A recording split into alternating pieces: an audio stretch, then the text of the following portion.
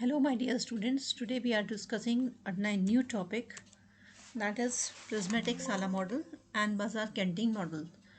The system was given by Rex. This topic is very important for all those students who are preparing for NET, JRF, UPSC, BA and ME, BBA, MBA, Political Science and Public Administration. So let us quickly start. ये topic start करने से पहले हमने दो videos already कर ली हैं, जिसमें हमने रिक्स का इकोलॉजिकल अप्रोच और रिक्स का फ्यूज प्रिज्मेटिक और इंडस्ट्रिया और एग्रेरिया और इंडस्ट्रिया हमने टॉपिक कंप्लीट कर लिया है। चलिए हम लोग स्टार्ट कर लेते हैं टॉपिक यहाँ से। तो साला मॉडल क्या है? बेसिकली रिक्स ने हमें बताया कि साला मॉडल जो है वो एडमिनिस्ट्रेटिव सब मॉडल है। तीन हमारी क्लासिफिकेशन बताया था, जिसने पहला क्लासिफिकेशन बताया था फ्यूज्ड, सेकंड बताया था प्रिज्मेटिक, थर्ड बताया था डिफ्रैक्टेड। तो जो बीच वाला होता है प्रिज्मेटिक सोसाइटी का एडमिनिस्ट्रेटिव सब सिस्टम जो होता है उसको हम साला कहते हैं। साला जो ड्राइव हुआ है वर्ड, वो एक स्पेनिश वर्ड से हुआ है, जिसका मतलब होता है गवर्नमेंट ऑफिस, इसका मतलब होता है एक रिलीजियस कॉन्फ्रेंस, इसका मतलब होता है अ रूम। ठीक है, ईस्ट एशियन कंट्रीज़ में इस वर्ड को आज भी एज इट इज़ यूज़ किया जाता है। इसी तरह का एक वर्ड है जो कि फ्यूज में भी फ्यूज सोसाइटी में भी यूज़ किया जाता है, उसमें उसको कहते हैं हम चैम्बर। तो जैसे वर्ड साला है, यहाँ पे फ्यूज में वर्ड होता है चैम्बर। इसी तरह से रिफ्रैक्टेड में यूज़ होता है वर्ड ऑफिस। तो फ्यूज प्रिज्मेटिक डिफ्रैक्टेड प्रिज्मेटिक में हो गया साला। तो बेसिकली हम साला मॉडल की क्वालिटीज़ के से को लेकर आज की वीडियो हम लोग यहाँ पर डिस्कस करेंगे।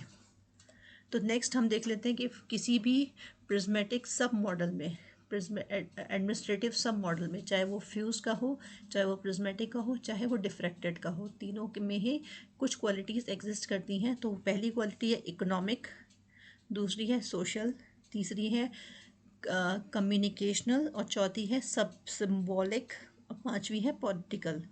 तो this has mean the opinion that the same set of functional requirements applies to an administrative subsystem। किसी का भी एडमिनिस्ट्रेटिव सब सिस्टम हो, चाहे वो फ्यूज का हो, चाहे वो प्रिज्मेटिक का हो, चाहे वो डिफ्रैक्टेड का हो, तीनों में ये पांचों क्वालिटीज़ एग्जिस्ट करेंगी। अब सब सिस्टम क्या क्या होते हैं आपको ऑलरेडी एक्सप्लेन कर लिया है। फ्यूज का कहलाएगा चैम्बर, प्रिज्मेटिक का कहलाएगा साला और डिफ्रैक्टेड का कहलाएगा office. Every system is compose of सब सिस्टम्स। इकोनॉमिक सब सिस्टम होता है, एडमिनिस्ट्रेटिव सब सिस्टम होता है, कल्चरल सब सिस्टम होता है। The names of the administrative sub system of the fuse society is chamber, fuse वाले का नाम है chamber. Sala is administrative sub system of prismatic society and office is administrative sub system of diffracted society. Okay, तो prismatic society में आप देख लीजिए, it is the administrative sub system, it has got three characteristics. तीन qualities हैं इसके अंदर, तीनों क्वालिटीज़ आपको एक्सप्लेन की थी पिछले वाले वीडियोस में भी। पहली थी हेट्रोजिनिटी, दूसरी थी फॉर्मलिज्म, तीसरी थी overlapping. Heterogeneity, formalism, overlapping. For each subsystem, the useful set of concepts presented, some of them being तो आपको ये एक्सप्लेन कर देंगे वन बाय वन करके। हेट्रोजिनिटी क्या है, फॉर्मलिज्म क्या है, ओवरलैपिंग क्या है। हेट्रोजिनिटी बेसिकली क्या होती है कि फीचर्स का एग्जिस्ट करना एक साथ। There exist modern features of society side by side with traditional features, क्योंकि यहाँ पे दोनों का कॉम्बिनेशन हो रहा है। फ्यूज भी है, बीच में प्रिज्मेटिक है, इधर डिफ्रैक्टेड है, तो दोनों के कॉम्बिनेशन से बन रहा है हेट्रोजिनिटी। तो there exist modern features and traditional features, दोनों फीचर्स मिल गए आके, तो क्या बन गया, ये प्रिज्मेटिक बन गया। ओके, तो हेट्रोजिनिटी हो गई। The people are not integrated but divided on the lines of religion. तो यहाँ जो बीच वाले लोग आ गए फ्यूज और प्रिज्मेटिक के, फ्यूज और डिफ्रैक्टेड के प्रिज्मेटिक वाले यानी कि साला मॉडल वाले, तो ये लाइन रिलीजन के बेसिस पे डिवाइडेड हैं। अनइक्वल लेवल ऑफ डेवलपमेंट दोनों के बीच में है, तो क्योंकि कुछ लोग जो हैं बैकवर्ड हैं, कुछ लोग मॉडर्न हैं, तो अनइक्वल लेवल ऑफ डेवलपमेंट है। Highly westernise and modern urban sector coexist with rural irrational sector. तो कुछ तो हाईली अर्बनाइज हैं डिफ्रैक्टेड वाले और कुछ अर्बन हैं फ्यूज्ड वाले, तो दोनों एग्जिस्ट कर रहे हैं कहाँ पे, प्रिज्मेटिक में। प्रिज्मेटिक में यानी कि कहाँ पर, साला मॉडल में। तो यहाँ पे क्या है, रूरल और अर्बन का कुछ highly westernise and modern urban sector है, कुछ वो एग्जिस्ट कर रहा है रूरल इरेशनल सेक्टर के साथ में। नेक्स्ट है फॉर्मलिज्म। फॉर्मलिज्म का मतलब होता है कि दिखाई कुछ देता है पर होता कुछ और है, लिखा कुछ और है पर होता कुछ और है। कॉन्स्टिट्यूशन में लिखा है India is a secular country, पर मॉब लिंचिंग हो जाती है। जेंडर इक्वालिटी के, जेंडर के ऊपर बहुत सारे नॉर्म्स लिखे हुए हैं, पर जेंडर डिस्क्रिमिनेशन हमें कहीं ना कहीं देखने को मिलता है। तो formalism, the amount of discrepancy और incongruence between the norms and practices. Formalism is the discrepancy between the prescribed and the practice. जो दिखता है वो नहीं है, जो लिखा हुआ है वो कुछ और है, जो प्रैक्टिस हो रही है वो कुछ और है। आप देखेंगे जो ऑफिस के जो रूल बुक है वो कुछ और कहती है, लेकिन ऑफिस में जो प्रैक्टिसेस होती हैं वो कुछ और होती हैं। Level of formation is independent is dependent on the nature of the pressure of the development. जितना ज़्यादा बाहर से प्रेशर आता है डेवलपमेंट के लिए, उतनी ही ज़्यादा फॉर्मलिज्म और बढ़ती जाती है, क्योंकि वो पेपर पे सब कुछ लिख के, हाँ ये भी कर दो, वो भी कर दो, स्कूल ऐसा बना दो, पुलिस ऐसी बना दो, एडमिनिस्ट्रेशन ऐसा बनाओ, स्टाफ ऐसा बनाओ, तो सब चीज़ें पेपर पे हो जाती हैं, एक्चुअल में कुछ ऐसा होता नहीं है। एक और चीज़ है ओवरलैपिंग। ओवरलैपिंग का मतलब होता है रिक्स discuss dimensions of culture, economy, political, communicational and symbolic symbolic developing world। को existence of modern and traditional structure, वही है सेम, मॉडर्न और ट्रेडिशनल का जब एग्जिस्ट करेगा एक दूसरे के ऊपर, तो ओवरलैपिंग हो जाएगी चीज़ों की। इकोनॉमी की ओवरलैपिंग, कल्चर की ओवरलैपिंग, कम्युनिकेशन की ओवरलैपिंग, सिम्बल्स की overlapping. In urban area modern technology is used while in traditional methods are employed in rural areas. तो रूरल एरिया में क्या लग रहा है, ट्रेडिशनल लग रहा है, अर्बन में क्या लग रहा है, मॉडर्न लग रहा है। तो जब एक साथ होंगे तो कन्फ्लिक्ट होंगे, तो ओवरलैपिंग हो जाएगी दोनों की। उसके इन तीन के बाद में जो और फीचर्स आते हैं, ख़ास फीचर्स, वो देख लेते हैं। जो साला मॉडल में ख़ास फीचर्स आते हैं वो है पॉली पॉली नॉर्मेटिविज्म। जैसे नॉर्म्स जो है ना, सोसाइटी के नॉर्म्स, हर सोसाइटी में अलग अलग तरह के नॉर्म्स होते हैं, तो यहाँ पे भी बहुत सारे अलग अलग तरह के नॉर्म्स होंगे, क्योंकि सोसाइटीज़ बहुत सारी तरह की सोसाइटीज़ हैं। People subscribe to different values and norms, तो सबके अपने अपनी सोसाइटी अपने अपने नॉर्म्स को अपने अपने नॉर्म्स लेकर आ जाएंगे। In prismatic society there are two different set of norms. Prismatic society में भी दो तरह के नॉर्म्स होंगे। कहाँ से होंगे, एक तो फ्यूज के होंगे, एक डिफ्रैक्टेड के होंगे। One is for public appearance, कुछ नॉर्म्स तो होंगे जो लोगों को दिखाने के लिए होंगे, और कुछ इन रियल प्रैक्टिस, वो जो कुछ नॉर्म्स ऐसे होंगे जो वो रियल प्रैक्टिस में करते होंगे। तो नॉर्म्स जो हैं वो कुछ दिखाने के और करने के, और तो अलग अलग तरह के नॉर्म्स एग्जिस्ट करेंगे। Traditional and modern ideas are in conflict, वही बार बार एक ही बात हो रही है, ट्रेडिशनल आइडियाज़ होंगे, मॉडर्न आइडियाज़ होंगे, और कन्फ्लिक्ट पैदा होगा। The cumulative impact is difficulty in decision making. तो क्या होता है, सबसे ज़्यादा बड़ी प्रॉब्लम यहाँ भी आती है कि कोई भी चीज़ का आप डिसीजन नहीं ले सकते, क्योंकि झगड़े फसादी होते हैं, हर कोई अपना नॉर्म लगाना चाहता है, और लेके अल्टीमेटली हम लोग कहीं नहीं पहुँच पाते। नेपोटिज्म का मतलब होता है भाई भतीजावाद, अपने अपने रिश्तेदारों को अपने अपने फेवर देना, जॉब्स में लगना, उनको अच्छे अच्छे कमीशंस देना, अच्छे अच्छे फेवर देना। Relatives kith and kin are given favorable treatment in recruitment and government jobs. They enjoy privilege because of link to the officer, किसी ऑफिसर से लिंक होना आपका, या किसी नेता से लिंक होना, ठीक है। अथॉरिटी वर्सेस कंट्रोल, अथॉरिटी और कंट्रोल जो है बहुत डिस्पर्स होता है। Authority is highly centralise, authority सारी ऊपर की तरफ होती है, कंट्रोल इज़ डिस्पर्स, और कंट्रोल जो है ना नीचे फैला हुआ होता है। तो नीचे वालों के पास ज़्यादातर अथॉरिटी नहीं होती है, अथॉरिटी तो ऊपर वालों के पास होती है। नीचे वाले तो वैसे ही डंडा बजाते रहते हैं, तो कंट्रोल जो डिस्पर्स होता है। अथॉरिटी अलग स्ट्रक्चर में होती है ऊपर, और कंट्रोल जो है नीचे अलग स्ट्रक्चर में होता है। अब बहुत ज़्यादा इंपॉर्टेंट टॉपिक है बाज़ार canteen model, that is very important. इसमें कुछ कुछ चीज़ें ऐसी होती हैं कि हमेशा डिमांड और सप्लाई के बीच में के बेसिस पे मार्केट का जो वैल्यू है, वो गुड्स एंड सर्विसेज की जो वैल्यू है वो तय होती है। लेकिन बाज़ार कैंटीन मॉडल में ऐसा नहीं होता। There always try to balance between, in Bazaar Canteen model, here always try to balance between demand and supply. As a result, the price of goods and services are determined by bargaining. यहाँ पे जो prices होते हैं goods and services के, वो determined होते हैं bargaining के बेसिस पे। कैसे? ऑल दो जैसे आपके कुछ जान पहचान वाले लोग हैं तो उनसे आप पता लगा लेते हैं कि सस्ता सामान कैसे मिलेगा, कैसे सस्ता सामान निकल सकता है। ऑल दो there say that everyone equal as a matter of true fact that different persons are charge for different prices for the same good.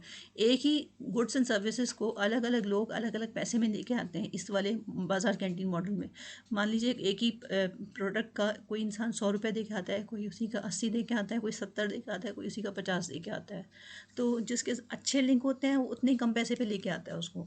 10 person with high social and political status can get goods and services with a cheaper rate than a people from the oppressed community। तो क्या होता है, oppressed community के लोग जो हैं वो जाहिर सी बात है वो इसमें सफ़र करते हैं। More over privilege class people जो है वो इसमें उनको अच्छी सर्विसेज मिल जाती हैं from anywhere in the prismatic and get the best services without any kind of harassment. तो जो प्रिविलेज क्लास है उसको यहाँ पे किसी भी तरह की हैरेसमेंट का सामना नहीं करना पड़ता।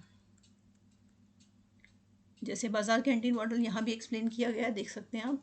इकोनॉमिक सब system which combines both market economy and traditional economy, दोनों तरह की इकोनॉमी होती है इसमें। ये इकोनॉमिक सब सिस्टम है। जैसे साला एडमिनिस्ट्रेटिव सब सिस्टम था किसका, प्रिज्मेटिक सोसाइटी का, बीच वाली सोसाइटी का। इसी तरह से बाज़ार कैंटीन मॉडल इकोनॉमिक सब सिस्टम है प्रिज्मेटिक सोसाइटी का। Hence prices of the goods and services keep fluctuating। यहाँ पे prices जो होते हैं goods and services के कभी सेम नहीं होते, हमेशा fluctuate करेंगे। The small section exploits a small section exploit a large number and control economic institutions. Prices of goods is determined by relationship between people and officials, so it's very largely.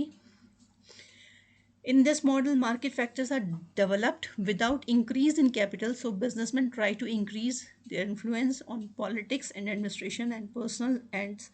Black marketing, adulteration, hoarding, inflation is seen, exploitation, poverty, social injustice are the main features. तो सारी जो बेकार चीज़ें हो सकती हैं, किसी भी चीज़ का एक खामी हो सकती हैं, वो सारी की सारी यहाँ पर देखने को मिलती हैं। एक्सप्लॉयटेशन है यहाँ पे, होर्डिंग है, एडल्ट्रेशन है। एडल्ट्रेशन कहते हैं मिलावट को। ब्लैक मार्केटिंग है, पैसा सामान जमा करके रखना कि भाई जमा कर लेते हैं, जब महंगा हो जाएगा तब बेचेंगे।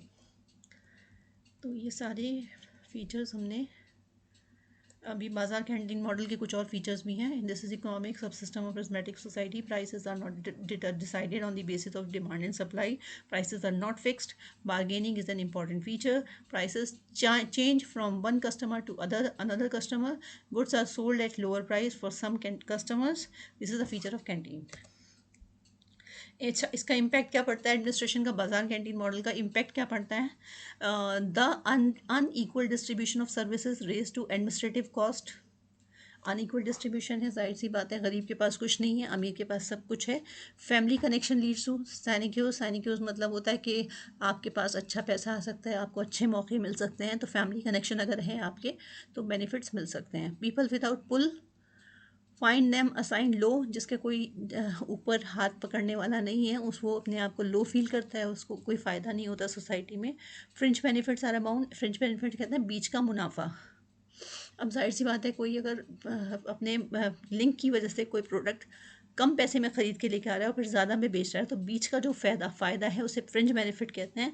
तो उससे उसे ख़रीदने वाले को काफ़ी फ़ायदा हो सकता है। Corruption is institutionalise. ऐसे बहुत करप्शन में फैलता है सोसाइटी में, जो कि हमारी सोसाइटी में बहुत ज़्यादा एग्जिस्ट करता है। Application of rules is suspended और सिलेक्टिवली अप्लाइड। या तो ख़त्म हो जाएंगे रूल्स या फिर बहुत सिलेक्टिवली गरीबों के लिए ही रह जाएंगे, अमीरों के लिए नहीं रहेंगे। Citizens have to offer bribes. Citizens को रिश्वत देनी पड़ेगी। अब ड्रॉबैक्स देख लेते हैं क्विकली। ये रिक्स की थ्योरी के ड्रॉबैक्स हैं। तो टेक्निकल डिस्क्रिप्शन, ये तो सबसे पहला ड्रॉबैक है ही, और ये सभी को पता है कि बहुत टेक्निकल टर्म्स यूज़ की गई हुई हैं, जैसे प्रिज्मेटिक, डिफ्रैक्टेड और पॉलीनॉर्मेटिविज्म और पॉलीकम्युनिटिविज्म, तो बहुत सारी टर्म्स हैं। इक्विलिब्रियम फोकस, इक्विलिब्रियम कहीं भी इक्विलिब्रियम नहीं है, कहीं सब कभी फ्यूज्ड है तो नीचे है, प्रिज्मेटिक है तो मिक्सचर है, और डिफ्रैक्टेड है तो बिल्कुल अलग है। तो कहीं इक्विलिब्रियम नहीं हुआ है सोसाइटी में, कोई ऐसी जगह नहीं है जहाँ शांति हो। लैक ऑफ मेजरमेंट, कहीं आपने दिखा दिया कि प्रिज्म की तरह है ये, तो लेकिन प्रिज्म एक साइंस का कॉन्सेप्ट है जहाँ पे मेजरमेंट भी होता है, लेकिन यहाँ इन्होंने सोसाइटी को लेके किसी तरह का कोई मेजरमेंट प्रेजेंट नहीं किया। स्टेटिक डिफ्रैक्टेड सोसाइटी, उन्होंने एक्सप्लेन किया है यहाँ पे, argued that diffracted society characterised by high differentiation and equilibrium may not be desirable. Okay, तो इन्होंने कहा है कि जो डिफ्रैक्टेड सोसाइटी, आपने कहा है लास्ट में कि जो डिफ्रैक्टेड है मतलब जो बहुत ज़्यादा मॉडर्नाइज सोसाइटी है, कि वहाँ पे इक्विलिब्रियम है, तो ऐसा तो ज़रूरी नहीं है, क्योंकि हर सोसाइटी कितना भी ज़्यादा आगे बढ़ जाए कभी भी इक्विलिब्रियम नहीं आता, उसके आगे भी अचीवमेंट्स वो करने की फिराक में रहती है। तो difficult, next is difficulty in identifying differentiation and integration. Again ये मैथ्स का कॉन्सेप्ट है। इंटीग्रेशन होता है कि इसी छोटे छोटे पार्ट्स को क्लब करना ताकि उनको ऐड किया जा सके। मैथ्स में अगर करते हैं तो कोई ना कोई आंसर निकल कर आता है। डिफ्रेंसिएशन होता है कि छोटे छोटे पार्ट्स में डिवाइड करना। इसी तरह मैथ्स में इसको करते हैं तो कुछ ना कुछ आंसर्स निकल के आता है। तो आपने मैथ्स का कॉन्सेप्ट उठाया, लेकिन सोसाइटी में इसको कहीं कैलकुलेशन के तौर पे इसको यूज़ नहीं किया जाता, तो कहीं आइडेंटिफाई नहीं कर सकते इंटीग्रेशन का है, डिफ्रेंसिएशन का है। लास्ट इसका जो ड्रॉबैक है, लिमिटेड इंटरनेशनल प्रस्क्रिप्टिव, क्यों जितना भी कैलकुलेशन हमने किया, फ्यूज हो, प्रिज्मेटिक हो, डिफ्रैक्टेड हो, सारा कंट्री के अंदर है। अगर कंट्री के अंदर और इंटरनेशनल कंपैरिजन की बात आती है तो इंटरनेशनल और कंट्री के बाहर का कोई कंपैरिजन हमें दिखाई नहीं देता। Next is inappropriate analytical tool, जो आपने एनालिटिकल टूल यूज़ किए हैं, चाहे वो प्रिज्मेटिक हो चाहे इंटीग्रेशन डिफरेंशियल हो, तो इनएप्रोप्रिएट हैं, जिससे कोई रिजल्ट हमें ऐसा हमारे सामने निकल कर नहीं आता। Next is इनएडिक्वेट explanation of administrative rule. Administrative rules आपने कह दिया कि उधर साला है, साला जो है वो बहुत कॉम्प्लिकेटेड रूल्स को जो है वो हैंडल करता है, but what are those complicated roles, आपने एक्सप्लेन किया ही नहीं कौन से कॉम्प्लिकेटेड रोल्स हैं जो वो करेंगे। इसी तरह से अगर डिफ्रैक्टेड सोसाइटी में आपने ऑफिस का है तो ऑफिस कौन सा काम करेगा, तो वो एक्सप्लेन नहीं किया गया।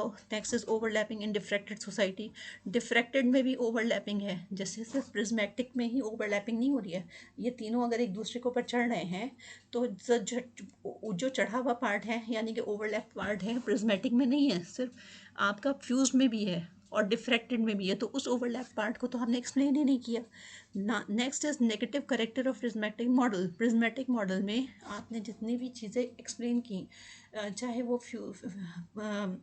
फॉर्मलिज्म हो या फिर पॉलीनॉर्मेटिविज्म हो, पॉलीकम्युनिज्म हो, या फिर आपका बाजार कैंटीन मॉडल, सारे नेगेटिव करेक्टर्स ही आपने एक्सप्लेन किया था कि वो अच्छा अच्छा है ही नहीं क्या। तो ये चीज़ें थोड़ी सी गलत हैं। एडवांटेजेस में अगर हम देखें तो एडवांटेजेस में बेसिकली ये है कि जब वेबेरियन मॉडल चल रहा था, तो वेबेरियन मॉडल जो था प्योर स्टैटिक था, उसमें कुछ इकोलॉजिकल नहीं था। तो इकोलॉजिकल अप्रोच को एक्सप्लेन करते हुए इकोलॉजिकल अप्रोच को एक्सप्लेन करते हुए फ्रेड डब्ल्यू रिक्स ने एक नया मॉडल हमारे सामने पेश किया, जो कि ब्यूरोक्रेटिक अप्रोच के सामने खड़ा हो सका। कि उसने हमें बताया कि सोशल रिलेशनशिप का जो इंटरेक्शन का कुछ ना कुछ रोल होता है सोसाइटी में।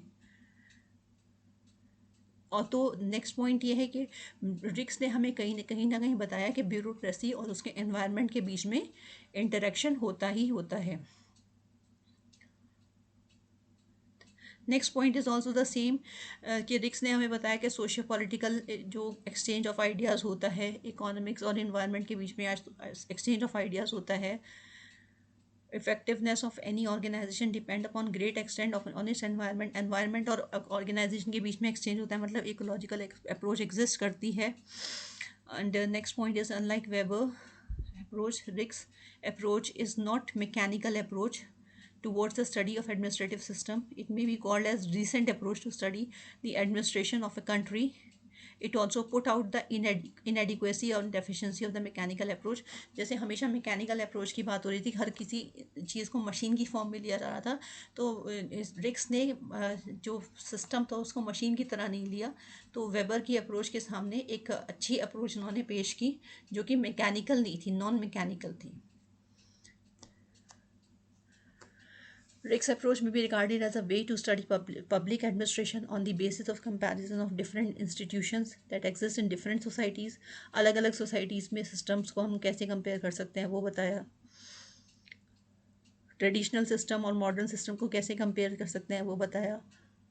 उनकी प्रॉब्लम्स क्या हैं, उनके उनके बीच में आइडियाज़ का ट्रांसफॉर्मेशन कैसे हो सकता है वो बताया। डेवलप्ड कंट्री का एडमिनिस्ट्रेशन और डेवलपिंग कंट्री के एडमिनिस्ट्रेशन में क्या डिफरेंस है, दोनों में क्या डिफरेंस है, और डेवलपिंग कंट्री के लिए कैसा एडमिनिस्ट्रेशन होना चाहिए वो हमें रिक्स ने ही बताया। Rick's approach may also be considered as an approach which emphasizes the value laden administration, value laden administration के बारे में हमें बताया।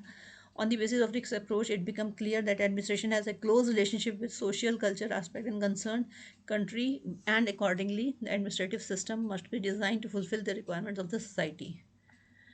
कंक्लूडिंग रिमार्क्स में यही है, जब countries, F.W. Ricks was one of the prominent scholars in development administration who give the prismatic Sala model to understand the developing countries administration. Among the 195 independent countries, most of the countries are developing countries. Moreover, mostly those developing nations are independent from British or French or any colonial administration. So it is quite difficult to anyone to understand and analyze those countries' administration by any particular theory, because there are absolute mixture of colonial traditional roots as well as modern norms and values. As a matter of fact, this prismatic Sala model satisfies most of the theories students to understand the complex prismatic societies. देखिए, उन्होंने कहा कि developing countries जो आनी थी उसमें क्या करना है, कैसे एडमिनिस्ट्रेशन चलाना है, वो डेवलप्ड कंट्री नहीं पा रही थी जो वहाँ के एडमिनिस्ट्रेटर थे, तो सिर्फ रिक्स आगे आए और उन्होंने बताया कि क्या एडमिनिस्ट्रेशन, किस तरह का एडमिनिस्ट्रेशन लग पाएगा। और अगर आप एक्चुअली भी देखें, जैसे कंट्रीज़ हैं, बांग्लादेश है, इंडिया है, पाकिस्तान है, जहाँ पे आपको करप्शन दिखाई देता है, नेपोटिज्म दिखाई देता है, lack of coordination, improper utilisation of resources है, फॉर्मलिज्म है, ओवरलैपिंग है, कास्ट सिस्टम है, कम्युनिटी क्लैश है, अनइक्वल सर्विसेज डिस्ट्रीब्यूशन है, आर वेरी कॉमन। ये सब चीज़ें बहुत ज़्यादा कॉमन है in developing countries in the world. So these are mentioned in prismatic sala model. तो कहीं ना कहीं ये मॉडल आपको दिखाता है कि जो उन्होंने कहा वो चीज़ें यहाँ पर एग्जिस्ट करती हैं, तो प्रैक्टिकली कहीं ना कहीं ये सक्सेसफुल तो है। तो ये था प्रिज्मेटिक साला मॉडल एंड बाजार कैंटीन मॉडल रिप्रेजेंटेड बाय रिक्स। बाकी अगर आपको कोई प्रॉब्लम हो इस टॉपिक से रिलेटेड, आप कमेंट बॉक्स में लिख सकते हैं। एंड नेक्स्ट टाइम फिर मिलेंगे किसी नए टॉपिक के साथ। तब तक के लिए take care, goodbye, see you in the next video, bye.